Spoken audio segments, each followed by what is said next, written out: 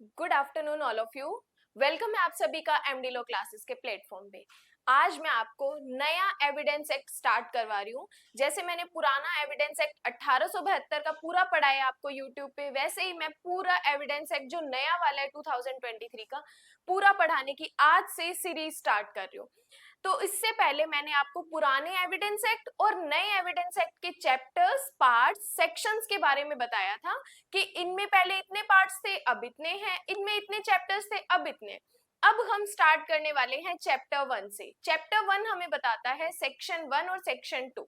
देखिए क्या कहा हमें। सबसे पहले संक्षिप्त नाम, विस्तार और प्रारंभ। सेक्शन 1 का टाइटल क्या है? Short title, extent and commencement, है ना। सबसे पहले इन्होंने कहा सबसेक्शन 1 में शॉर्ट टाइटल क्या है? इस अधिनियम का संक्षिप्त नाम भारतीय साक्ष्य अधिनियम 2023 है। पहले हम यही पढ़ते थे। इसका क्या होता था? भारतीय साक्ष्य अधिनियम 1872। इसका संक्षिप्त नाम क्या है? भारतीय साक्ष्य अधिनियम 2023। सबसेक्शन 2 की बात करते हैं। लिखो यहाँ से प्री के क्वेश्चंस बन सकते हैं। क्या कहा? यह किसी कोर्ट में या उसके समक्ष सभी न्यायिक कार्यवाहियों को लागू होते हैं। तो सबसे पहले हमें क्या बात पता चली? ये जो बीएसए है, भारतीय साक्ष्य अधिनियम 2023 है, ये कहाँ लागू होता है? सबसेक्शन 2 का आप लिख सकते हैं, कहाँ लागू होते हैं। भारतीय साक्ष्य अधिनियम कहाँ लागू होते हैं? तो इन्होंने कहा किसी न्यायालय में या उसके समक्ष न्यायिक कार्यवाहियों को लागू होते हैं। तो ये कोर्ट पे एविडेंस एक्ट लागू होगा या न्यायालय के समक्ष सभी न्यायिक कार्यवाहियों को, या न्यायिक कार्यवाहियों को लागू होगा, न्यायिक कार्यवाहियों को लागू होगा। उसके बाद ये बात करता है जिसके अंतर्गत सेना न्यायालय भी सम्मिलित है। और ये कहाँ लागू होता है? सेना न्यायालय को भी लागू होता है। तो ये कोर्ट पर एप्लीकेबल होता है, कोर्ट की प्रोसीडिंग पर एप्लीकेबल होता है और सेना न्यायालय पर लागू होता है। बट ये कहता है कहाँ लागू नहीं होता। देखो, अगर आप as it is bare act ही नोट्स में छाप रहे हो तो कोई मतलब नहीं है। बेयर एक्ट को इजी फॉर्म में आप कैसे ट्रांसलेट कर रहे हो, कैसे चेंज कर रहे हो, वो होते हैं नोट्स। तो अब सबसेक्शन 2 में आप पहले हेडिंग लगाओगे भारतीय साक्ष्य अधिनियम कहाँ लागू होता है, सेकंड हेडिंग लगाओगे यह कहाँ लागू नहीं होता। तो इन्होंने कहा बट न तो किसी न्यायालय या अधिकारी के समक्ष प्रस्तुत किए गए शपथ पत्रों को। तो ये आप लिख सकते हो कि ये बीएसए भारतीय साक्ष्य अधिनियम ये शपथ पत्रों पर लागू नहीं होता, न ही किसी माध्यस्थ के समक्ष कार्यवाहियों को लागू होता है। सेकंड पॉइंट लिख दो कि ये जो आर्बिट्रेशन की प्रोसीडिंग होती है, माध्यस्थ की कार्यवाही होती है, उन पर भी लागू नहीं होता। तो ये कहाँ लागू होता है? ये सेना न्यायालय पर लागू होता है। उसके बाद इन्होंने कहा कि ये किसी न्यायालय पर लागू होता है या न्यायालय की सभी न्यायिक कार्यवाहियों पर लागू होता है। कहाँ लागू नहीं होता? ये शपथ पत्रों पर लागू नहीं होता और ये माध्यस्थ के समक्ष कार्यवाहियों पर लागू नहीं होता। देन सबसेक्शन 3 कहते हैं इसकी कमेंसमेंट डेट। तो नोट कर लो क्या है कमेंसमेंट डेट? 1 जुलाई 2024। 1 जुलाई 2024। जबकि अगर मैं इसके सिग्नेचर की बात करूं तो कब हुए थे? 25 दिसंबर 2023। 25 दिसंबर 2023 पर इस पे सिग्नेचर हुए थे और 1 जुलाई 2024 को इसका कमेंसमेंट हुआ था। तो section 1 short title, extent and commencement. Then बात करते हैं सेक्शन 2। देखो, आज की इस क्लास की सबसे इंटरेस्टिंग बात ये है कि ये जो नया एविडेंस एक्ट है इसका डेफिनेशन क्लोज, जो कि हमें इसमें 12 डेफिनेशन दे रखी है, उसको एक ट्रिक से कैसे याद करनी है। पहले हम सारे इन डेफिनेशंस को रीड करेंगे, 12 डेफिनेशंस को। उसके बाद वीडियो के एंड में मैं आपको इस डेफिनेशन को याद करने की ट्रिक बताने वाली हूँ। देखो, कुछ स्टूडेंट बोलते हैं कि मैडम हमें सीधा ही याद हो जाता है, लेकिन कुछ स्टूडेंट क्या करते हैं? ट्रिक से याद करते हैं। अगर इन दोनों का कंपैरिजन करें तो जो ट्रिक से याद करते हैं उनको लॉन्ग टर्म तक याद रहती है, वो बीच में से कोई भी पॉइंट नहीं भूलते। इसलिए मैं हमेशा प्रेफर करती हूँ कि जब भी कोई ऐसी चीज जो आपको याद नहीं होती, भूलने के चांसेस रहते हैं, उनको आप ट्रिक से याद करो। तो इसी डेफिनेशन को, 12 डेफिनेशन को हम एक ट्रिक से याद करेंगे, जो कि वीडियो के एंड में बताऊंगी।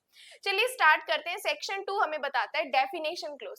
सबसे पहली डेफिनेशन है हमारी यहाँ पर कोर्ट की। ए में डेफिनेशन है कोर्ट की। ठीक है, कोर्ट में इन्होंने कहा कोर्ट के अंतर्गत क्या आते हैं? नंबर 1 लगा दो सभी न्यायाधीश, और नंबर 2 लगा दो मैजिस्ट्रेट, तथा माध्यस्थों के सिवाय, मतलब माध्यस्थ इसमें नहीं आते, साक्ष्य लेने के लिए विधि द्वारा प्राधिकृत सभी व्यक्ति आते हैं। तो हमें इस कोर्ट की डेफिनेशन में क्या बोला? कोर्ट के अंतर्गत सभी न्यायाधीश आते हैं, मैजिस्ट्रेट आते हैं, और नंबर 3, साक्ष्य लेने के लिए वैध रूप से प्राधिकृत सभी व्यक्ति आते हैं। बट इसमें क्या नहीं आता, तो मध्यस्थ कोर्ट के अंदर इंक्लूड नहीं है। ऐसे ही आप अपने नोट्स में लिखो। सेकंड डेफिनेशन कहता है कंक्लूसिव प्रूफ, निश्चायक सबूत। देखो निश्चायक सबूत, कंक्लूसिव प्रूफ ये होता है जब एक चीज दूसरी चीज पे डिपेंड होती है और पहली चीज के प्रूफ हो जाने पर दूसरी चीज ऑटोमेटिक प्रूफ हो जाती है, वो होती है कंक्लूसिव प्रूफ, निश्चायक सबूत। क्या कहा, निश्चायक सबूत से अभिप्रेत है जब इस अधिनियम द्वारा एक तथ्य को किसी अन्य तथ्य का निश्चायक सबूत घोषित किया गया, मतलब एक फैक्ट दूसरे फैक्ट का कंक्लूसिव प्रूफ डिक्लेयर किया है। क्या कहा, वहां न्यायालय उस एक तथ्य के साबित हो जाने पर अन्य तथ्य को साबित हुआ मानेगा। यही चीज मैंने आपको बताई, जब एक फैक्ट दूसरे पे डिपेंड है, पहले की प्रूफ हो जाने पर दूसरा प्रूफ हो जाता है, तो वो क्या माना जाता है, कंक्लूसिव प्रूफ माना जाता है। और उसे ना साबित करने के प्रयोजन के लिए साक्ष्य दिए जाने की अनुमति नहीं है। अब आप उसे डिसप्रूव करने के लिए कोर्ट आपको परमिशन नहीं दे सकती, क्योंकि कंक्लूसिव प्रूफ क्या होता है, सबसे बेस्ट क्वालिटी का एविडेंस होता है, उसको डिसप्रूव करने की कोर्ट आपको परमिशन नहीं दे सकती है। तो पहले हमने कोर्ट पढ़ा, देन पढ़ा कंक्लूसिव प्रूफ। थर्ड डेफिनेशन है हमारी ना साबित की। अब ना साबित, डिसप्रूव क्या होता है, देखो इन्होंने कहा जब न्यायालय अपने समक्ष विषयों पर विचार करने के पश्चात या तो यह विश्वास करता है कि उसका अस्तित्व नहीं है। याद रखो, जब भी ना साबित की बात आएगी तो उसका अस्तित्व नहीं है।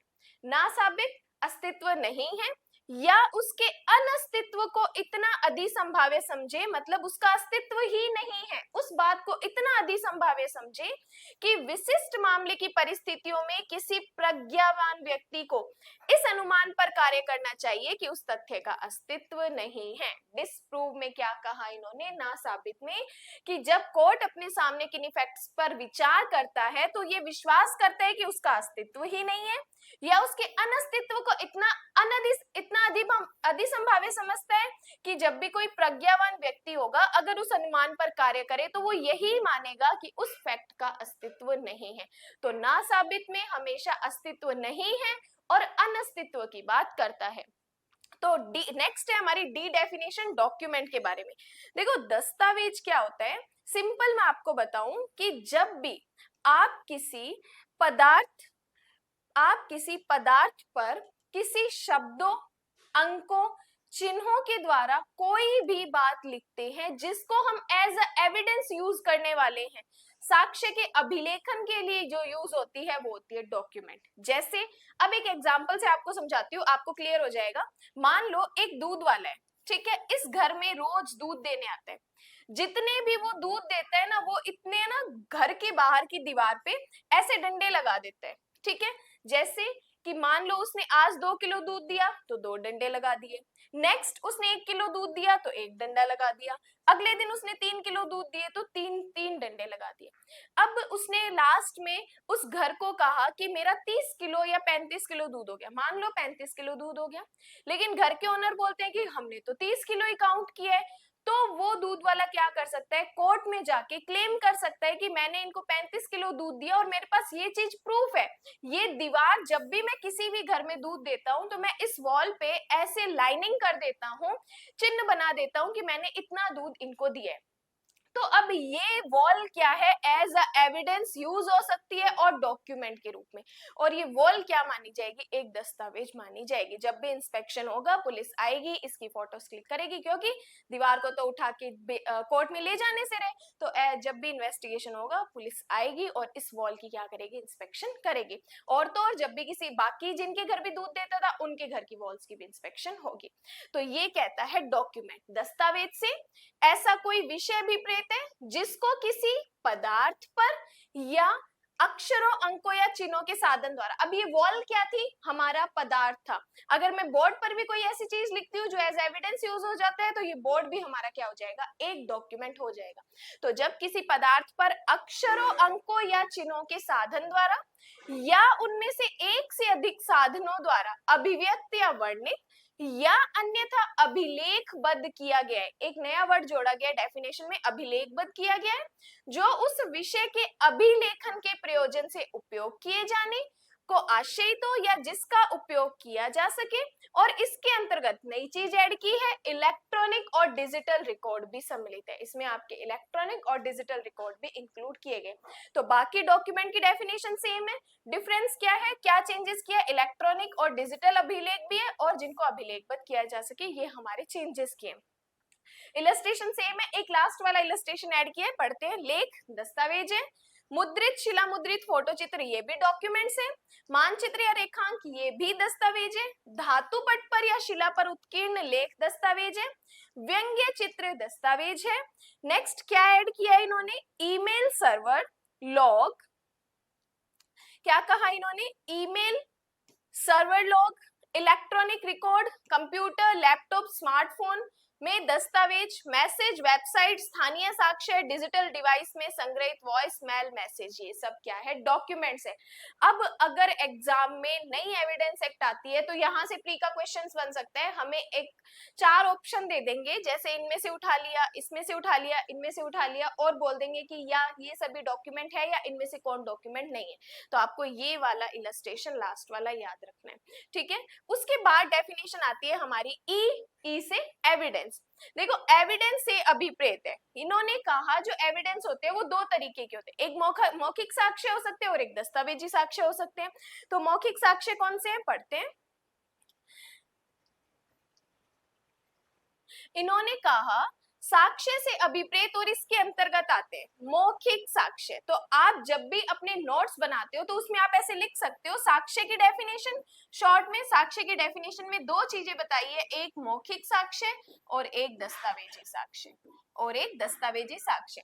अब क्या कहा, मौखिक साक्ष्य कौन से होते हैं, सभी स्टेटमेंट जिनके अंतर्गत इलेक्ट्रॉनिक रूप से दिए गए कथन सम्मिलित है। क्या कहा, एक ये नई चीज हमारी इस डेफिनेशन में ऐड की है कि मौखिक साक्ष्य में वे सभी स्टेटमेंट जिनके अंतर्गत इलेक्ट्रॉनिक रूप में दिए गए स्टेटमेंट सम्मिलित है, जिसे कोर्ट जांच के अधीन तथ्य के विषयों के संबंध में अपने समक्ष साक्ष्यों द्वारा किए जाने की अनुमति देता है या अपेक्षा करता है, ऐसे कथन मौखिक साक्ष्य कहलाते हैं। कि मान लो आपने क्या किया, 2 पर्सन ने आपस में बीच में कोई कॉन्ट्रैक्ट किया, ओरल कॉन्ट्रैक्ट किया, और एक ऐसा थर्ड पर्सन था जो आपके ओरल कॉन्ट्रैक्ट को सुन रहा था, आपने उसकी अपीयरेंस में वो ओरल कॉन्ट्रैक्ट किया, तो आप उसके लिए क्या दे सकते हो, ओरल एविडेंस दे सकते हो।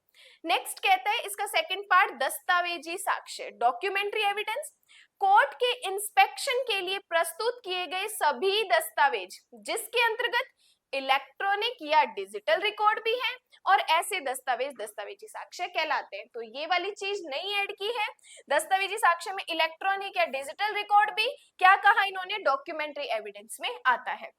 तो साक्ष्य में मौखिक साक्ष्य और दस्तावेजी साक्ष्य अभिप्रेत है। नेक्स्ट डेफिनेशन है हमारी फैक्ट्स की, तथ्य की। देखो तथ्य क्या कहा, ऐसी चीजें जिनकी वस्तु, अवस्था, ज्ञान किसी पर्सन को ज्ञात हो, वो क्या कहलाते हैं, तथ्य कहलाते हैं। जैसे तथ्य की अगर मैं बात करूं, क्या होती है, आप और मैं जिस किसी नॉर्मल बात के बारे में जानते हैं वो क्या है, फैक्ट है। तथ्य से अभिप्रेत है और इसके अंतर्गत आते हैं ऐसी कोई वस्तु, वस्तुओं की अवस्था, वस्तुओं का संबंध जो इंद्रियों द्वारा बोधगम्य हो, मतलब ऐसी कोई चीज जिसे आप अपने परसीव्ड बाय सेंस कर सकते हो, आप उनको देख सकते हो, छू सकते हो, समझ सकते हो, कनेक्शन को बना सकते हो, वो क्या होते हैं, फैक्ट्स होते हैं। नेक्स्ट हमें कहते हैं, अब देखो इसमें इलस्ट्रेशन दे दिए, फैक्ट की डेफिनेशन सिंपल सी थी, अब हमें इसमें कुछ इलस्ट्रेशन दे दिए। क्या कहा, यह है कि अमुक स्थान में अमुक क्रम से अमुक पदार्थ व्यवस्थित है, एक फैक्ट है। मैंने कहा कि माधुरी मैम के घर के इस रूम में डिजिटल बोर्ड लगा हुआ है, ये क्या है, एक फैक्ट है। यह है कि किसी व्यक्ति ने कुछ सुना, देखा, ये भी एक फैक्ट है। आपने कोई बात सुनी, कोई देखी, ये भी एक है, क्योंकि आप क्या कर रहे हो, इंद्रियों द्वारा बोध कर रहे हो उसको। नेक्स्ट का यह है कि किसी व्यक्ति ने अमुक शब्द कहे, ये भी एक फैक्ट है। मैंने कहा कि उस पर्सन ने वो बात कही थी, ये क्या होगा, एक फैक्ट होगा। नेक्स्ट कहते हैं यह है कि कोई मनुष्य अमुक राय रखता है, मतलब ओपिनियन भी क्या होता है, एक तरीके का फैक्ट होता है। अमुक इंटेंशन रखता है, आशय भी क्या है, एक फैक्ट है। सद्भाव पूर्वक या कपट पूर्वक कार्य करता है, या किसी विशिष्ट शब्द को विशिष्ट भाव में प्रयोग करता है, या उसे किसी विशिष्ट संवेदना का बोध किसी विनिर्दिष्ट समय में या था एक तथ्य है। तो ये सारे जो इलस्ट्रेशंस है ये हमारे प्री के एग्जाम में पूछे जाते हैं। तो ये था फैक्ट। नेक्स्ट बात करते हैं विवादक तथ्य।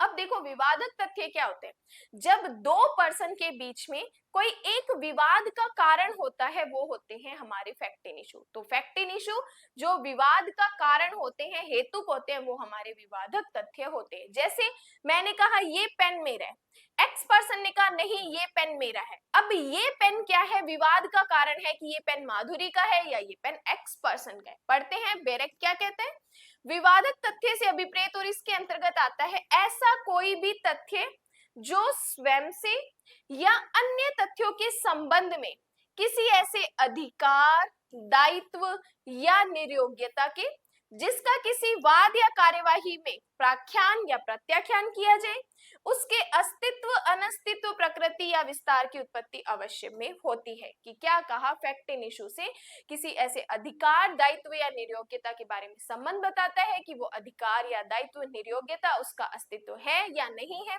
या उसके एडमिट और डिनाई की बात करता है, वो क्या होते हैं, हमारे विवादक तथ्य होते हैं। नेक्स्ट बात करते हैं, विवादक तथ्य के बाद हमारे इलस्ट्रेशन दिए हुए हैं। क्या कहा कि बी की हत्या का ए अभियुक्त है। ए ने क्या की है, अब हत्या की है, किसकी, बी की है। उसके ट्रायल में निम्नलिखित तथ्य विवादक हो सकते, क्या कि ए ने बी की मृत्यु कारित की, पहले तो यही विवादक तथ्य हो जाएगा, क्या उसने मृत्यु कारित की है या नहीं की है। सेकंड कहते हैं ए का इंटेंशन बी की मृत्यु कारित करने का था या नहीं था, उसमें क्या देखेंगे हम, आशय देखेंगे। यह है कि ए को बी से गंभीर और अचानक प्रकोपन तो नहीं मिला था, अगर गंभीर और अचानक प्रकोपन मिला उसके बाद उसने ऐसी कोई बात की तो वो जनरल एक्सेप्शंस में चला जाता है आईपीसी में। देन कहते हैं यह है कि बी की मृत्यु कारित करते समय ए चित्त विकृति के कारण उस कार्य की प्रकृति जानने में असमर्थ था, तो ये भी क्या माने जाएंगे, हमारे विवादक तथ्य माने जाएंगे। तो फैक्ट इन इशू के ये एग्जांपल्स भी हमारे प्री के एग्जाम में पूछे जाते हैं। नेक्स्ट आता है उपधारणा कर सकेगा, मे प्रिज्यूम। देखो जब भी मे प्रिज्यूम कोर्ट करता है तो कोर्ट की डिस्क्रिशनरी पावर होती है, चाहे तो उसके लिए कोई एविडेंस मांगे, चाहे तो उसके लिए एविडेंस नहीं मांगे। तो उपधारणा कर सकेगा जहां कहीं इस अधिनियम द्वारा यह उपबंधित है कि न्यायालय किसी तथ्य की उपधारणा कर सकेगा, में प्रिज्यूम करेगा, तो वहां पर कोर्ट या तो ऐसे तथ्य को साबित हुआ मान सकेगा, या जब तक कि वह ना साबित नहीं किया जाता या उसके सबूत की मांग कर सकेगा। तो कोर्ट क्या करेगा, उपधारणा कर सकेगा में कोर्ट या तो किसी चीज को सही मानेगा, या जब तक वो ना साबित नहीं कर दी जाती या फिर उसके सबूत की मांग कर सकेगा। ये क्या होता है, मे प्रिज्यूम होता है। नेक्स्ट बात करते हैं साबित नहीं हुआ। देखो साबित नहीं हुआ सबसे अच्छी डेफिनेशन मेरे को एविडेंस एक्ट में यही लगती है। देखो एक पढ़ते हैं हम प्रूव, एक पढ़ते हैं हम डिसप्रूव, एक पढ़ते हैं हम नॉट प्रूव। नॉट प्रूव का मतलब होता है ऐसी चीज जिसे ना तो प्रूव किया गया है और ना ही डिसप्रूव किया गया है, वो किस कैटेगरी में चली जाती है, वो नॉट प्रूव की कैटेगरी में चली जाती है। साबित नहीं हुआ, कोई तथ्य साबित नहीं हुआ तब कहा जाता है जब वह ना तो साबित किया जाता है और ना ही ना साबित किया जाता है, ना तो जिसकी से प्रूव करने की कोशिश की और ना ही डिसप्रूव करने की कोशिश की, वो क्या हो जाता है, नॉट प्रूव हो जाता है। देन बात करते हैं साबित। अब देखो एक हमने डिसप्रूव की डेफिनेशन पढ़ ली, एक हमने नॉट प्रूव की पढ़ ली, एक हम पढ़ रहे हैं प्रूव की डेफिनेशन। प्रूव में क्या कहता है, साबित, कोई तथ्य साबित हुआ तब कहा जाता है जब कोर्ट अपने समक्ष के विषयों पर विचार करने के पश्चात, क्या कहा, कोर्ट के सामने ऐसे फैक्ट्स है, उस पे कोर्ट ने अपने विचार प्रस्तुत किए, विचार करने के पश्चात या तो यह विश्वास करे कि उस तथ्य का अस्तित्व है, जबकि याद करो हमने डिसप्रूव में क्या पढ़ा था, डिसप्रूव ना साबित में हमने पढ़ा था अस्तित्व नहीं है, साबित में हम क्या पढ़ रहे हैं, उसका अस्तित्व है, या उसके अस्तित्व को इतना अधिसंभाव्य समझे कि उस विशिष्ट मामले की परिस्थितियों में प्रज्ञावान व्यक्ति को इस अनुमान पर कार्य करना चाहिए कि उस तथ्य का अस्तित्व है। अगर साबित की बात करूं तो अस्तित्व है, अगर ना साबित की बात करूं तो अस्तित्व नहीं है। ठीक है, अस्तित्व अनस्तित्व के बारे में ही सिर्फ इस डेफिनेशन में इतना सा डिफरेंस है। देन बात करते हैं रेलेवेंट, इंपॉर्टेंट डेफिनेशन। पूरा एविडेंस एक्ट हमें ये कहता है कि अगर आपको एविडेंस देने हैं तो रेलेवेंट एविडेंस दो, सुसंगत तथ्य पेश करो, सुसंगत तथ्य के अलावा आप कोई अन्य तथ्य पेश मत करो। लेकिन कहीं जगह एक्सेप्शन भी दिए हुए हैं, अपवाद भी दिए हुए हैं, वो अलग स्थिति है। सुसंगत क्या कहता है, एक तथ्य दूसरे तथ्य से सुसंगत कहा जाता है जब तथ्यों की सुसंगति से संबंधित इस एक्ट के उपबंधों में निर्दिष्ट प्रकारों में से किसी भी प्रकार से वह तथ्य उस दूसरे तथ्य से संबंध हो। सुसंगत का मतलब है कि जब कोई फैक्ट रेलेवेंट तब माना जाएगा जब वो इस एक्ट के आगे के प्रोविजंस में अगर रेलेवेंट बताया है तो वो क्या माना जाएगा, सुसंगत तथ्य माना जाएगा।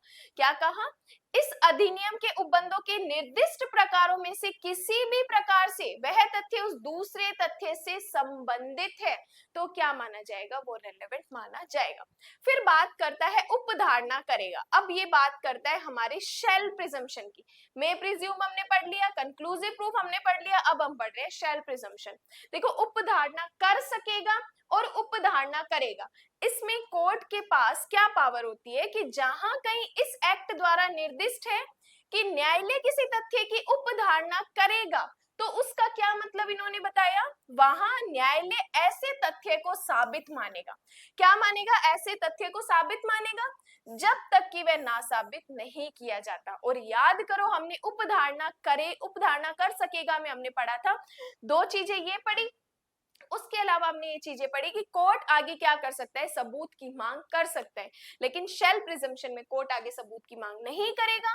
क्या मानेगा, जब शेल प्रिजम्पशन में ऐसे तथ्य को साबित मानेगा जब तक कि वह डिस्प्रूव नहीं किया जाता तब तक उस चीज को मानेगा। जैसे कि फीमेल क्या करती है, घरेलू हिंसा का वाद करती है कि उसके साथ डोमेस्टिक वायलेंस हुआ है, उसमें कोर्ट क्या करता है, मैटर जाने पे शेल प्रिजम्पशन करता है कि यस घरेलू हिंसा हुई है। अब जब तक कि सामने वाला पर्सन, एक्यूज्ड पर्सन, ये चीज डिस्प्रूव नहीं कर देता कि नहीं घरेलू हिंसा नहीं हुई है, तब तक कोर्ट क्या मानेगा कि यस घरेलू हिंसा हुई है। तो ये सारी डेफिनेशन, 12 डेफिनेशन नए एविडेंस एक्ट की। इसमें सबसेक्शन 2 कहते हैं उन शब्दों और पदों का, मतलब शब्द और पद, वर्ड एंड एक्सप्रेशन के बारे में बात करते हैं कि जो शब्द और पद, इसमें वर्ड यूज तो है लेकिन डिफाइन नहीं किए, बट आईटी एक्ट, सूचना अधिनियम या भारतीय नागरिक सुरक्षा अधिनियम बीएनएसए या भारतीय न्याय संहिता में परिभाषित है वही अर्थ होंगे और उक्त अधिनियम और संहिता में है। मतलब ऐसे वर्ड जो भारतीय साक्ष्य अधिनियम में प्रयुक्त तो है लेकिन उनकी डेफिनेशन नहीं दी, तब आप उनका मतलब कहां से समझ सकते हो, इन्होंने कहा आप आईटी एक्ट से समझ सकते हो, इन्होंने कहा बीएसएसए से समझ सकते हो, या इन्होंने कहा आप भारतीय न्याय संहिता एनए से समझ सकते हो, बीएनएस से समझ सकते हो। तो जब भी कोई वर्ड्स जो एविडेंस एक्ट में वर्ड यूज है बट डिफाइन नहीं है तो आईटी में चले जाओ, नई सीआरपीसी में चले जाओ, नई आईपीसी में चले जाओ। ये था हमारा नया डेफिनेशन क्लोज नए एविडेंस एक्ट का। अब बात आती है कि मैडम इस डेफिनेशन क्लोज को याद कैसे करें। देखो, सबसे पहले आप ये याद रखो कि जब भी कोई डेफिनेशन हम याद करते हैं तो उसके लिए हमें उसकी कुछ स्टोरीज बनानी पड़ती है। अगर हम वैसे याद करने की कोशिश करें तो हम कर सकते हैं, लेकिन देखो कहीं ना कहीं हम भूल जाते हैं, एग्जाम में जाते हैं याद करते हैं तो हम भूल जाते हैं। सबसे पहले देखो, एबीसीडी तो सबको आती है ना, एबीसीडी से ही हम इस डेफिनेशन क्लोज को याद करने वाले हैं। कहां से याद करें, पहले तो ये याद रखो इसमें ए से लेके एल तक डेफिनेशन है, 12 इसमें डेफिनेशन दे रखी है। ठीक है, सबसे पहले हम याद करेंगे, सूत्र है हमारा 12 डेफिनेशन में से 6 डेफिनेशन हम फॉर्मूले से याद करेंगे, 6 डेफिनेशन हम स्टोरी से याद करेंगे। एक बार समझने की जरूरत पड़ेगी, एक बार समझ आ गया तो बार बार आपको परेशान नहीं होना पड़ेगा। क्या कहा, हमारी एबीसीडी है C D E F, C D E F, C की स्क्वायर लगा देंगे, डी की स्क्वायर लगा देंगे, ई और एफ। ठीक है, ये हमारा इतना फॉर्मूला है, इससे हमारी टोटल 6 डेफिनेशंस क्लियर हो जाएंगी। 6 डेफिनेशंस क्लियर कैसे होंगी, देखो 2 हमारे पास सी है, 2 हमारे पास डी है, एक हमारे पास ई है और एक हमारे पास एफ है। समझते जाना क्या बताने जा रही हूं मैं आपको। देखो फिर से क्या कहा, हमारे पास कितनी डेफिनेशन है, 6 डेफिनेशन फॉर्मूले से है, सी डी ई और एफ। देखो सबसे पहले सी का मतलब होता है कोर्ट, सी का मतलब हम कहाँ गए, कोर्ट में गए। दूसरे सी का मतलब है conclusive proof, conclusive proof, conclusive proof. Hindi में भी बता देती हूँ, कोर्ट का मतलब न्यायालय है, कंक्लूसिव प्रूफ का मतलब है निश्चायक सबूत, निश्चायक सबूत। उसके बाद हमारे पास 2 डी आते हैं। एक डी का मतलब है हमारा डिसप्रूव, एक डी का मतलब है हमारा डिसप्रूव, एक डी का मतलब है हमारा डॉक्यूमेंट, ठीक है। ई का मतलब है हमारा एविडेंस, ई का मतलब है हमारा एविडेंस, एफ का मतलब है हमारा फैक्ट। तो ये 6 definition C D E F, C से कोर्ट, सी से कंक्लूसिव प्रूफ, डी से डिसप्रूव, डी से डॉक्यूमेंट, ई से एविडेंस, एफ से फैक्ट। ये हमारी टोटल 6 डेफिनेशन हुई। अब देखो इसके बाद जो आगे की 6 डेफिनेशन है उसको मैं आपको बताती हूँ। देखो हम कहाँ गए, एविडेंस के बाद हमने फैक्ट दिया, फैक्ट से हमारे क्या निकले, फैक्ट इन इशू निकले, फैक्ट से हमारे क्या निकले, फैक्ट इन इशू निकले, फैक्ट से हमारे फैक्ट इन इशू निकले। इसके बारे में कोर्ट ने क्या किया, मे प्रिज्यूम किया, कोर्ट ने इसके बारे में क्या किया, मे प्रिज्यूम किया। अब देखो हमने पढ़ा था जब भी कोर्ट उपधारणा कर सकेगा, इसका मतलब क्या होता है कि कोर्ट उसको साबित मानेगा या कोर्ट उसको डिसप्रूव होने के लिए कोई एविडेंस उसके लिए कोर्ट उसको साबित मानेगा जब तक कि वो डिसप्रूव नहीं किया जा सकता, और उसके लिए एविडेंस की मांग भी कर सकते हैं। अब हम जब कोर्ट ने मे प्रिज्यूम किया तो उन फैक्ट्स को क्या माना, डिसप्रूव माना, एक सेकंड, नॉट प्रूव माना। देखो क्या कहा, सबसे पहले फैक्ट तक क्लियर हो गया, फैक्ट से हमारे फैक्ट इन इशू निकले, फैक्ट इन इशू के बारे में कोर्ट ने मे प्रिज्यूम किया। अब मे प्रिज्यूम किया तो वो नॉट प्रूव हो गए, वो क्या हो गए, नॉट प्रूव हो गए। अब नॉट प्रूव हो गए तो हम बात वहीं पे तो छोड़ नहीं सकते, अब हम क्या करेंगे, इसको प्रूव करने की कोशिश करेंगे, अब हम इसको साबित करने की कोशिश करेंगे। अब जब हमने साबित करने की कोशिश की तो ये क्या हो गए, हमारे रेलेवेंट हो गए, ये क्या हो गए, हमारे रेलेवेंट हो गए। देन कोर्ट ने इस पे क्या की, फिर जाके शेल प्रिजम्पशन की, फिर जाके कोर्ट ने इसमें क्या की, शेल प्रिजम्पशन की। एक बार फिर से रिवाइज करते हैं, पहले हमारी 6 डेफिनेशन एक फॉर्मूले से है, फिर एक के बाद दूसरी कनेक्टेड है, सी से कोर्ट, सी से कंक्लूसिव प्रूफ, देन बात करते हैं डी, डी से डिसप्रूफ, डी से डॉक्यूमेंट, ई से एविडेंस, एफ से फैक्ट, ठीक है। अब फैक्ट से हमारे क्या निकले, फैक्ट इन इशू निकले, फैक्ट इन इशू के बारे में कोर्ट ने क्या की, मे प्रिजम्पशन की। अब मे प्रिजम्पशन ने कोर्ट की डिस्क्रिशनरी पावर होती है, चाहे तो माने चाहे तो ना माने, तो उनको कोर्ट ने क्या कर दिया, नॉट प्रूव कर दिया कि ये साबित नहीं हुए। अब साबित नहीं हुए तो हम चुप करके तो नहीं बैठ सकते, हम फिर भी इनको साबित करने की कोशिश करते हैं, साबित करने की कोशिश की तो हमारी हमारी मेहनत सक्सेस हो गई, वो रेलेवेंट हो गए, और रेलेवेंट हो गई तो कोर्ट ने उस पे क्या कर दी, शेल प्रिजम्पशन कर दी। तो ये हमारी टोटल 12 डेफिनेशन है न्यू एविडेंस एक्ट की। ऐसे याद करोगे तो लॉन्ग टर्म तक आप नहीं भूलोगे, और आगे की ये सीरीज भी कंटिन्यू रहेगी, आगे भी मैं आपको नया एविडेंस एक्ट ऐसे ही सीरीज टू सीरीज पढ़ाती रहूंगी।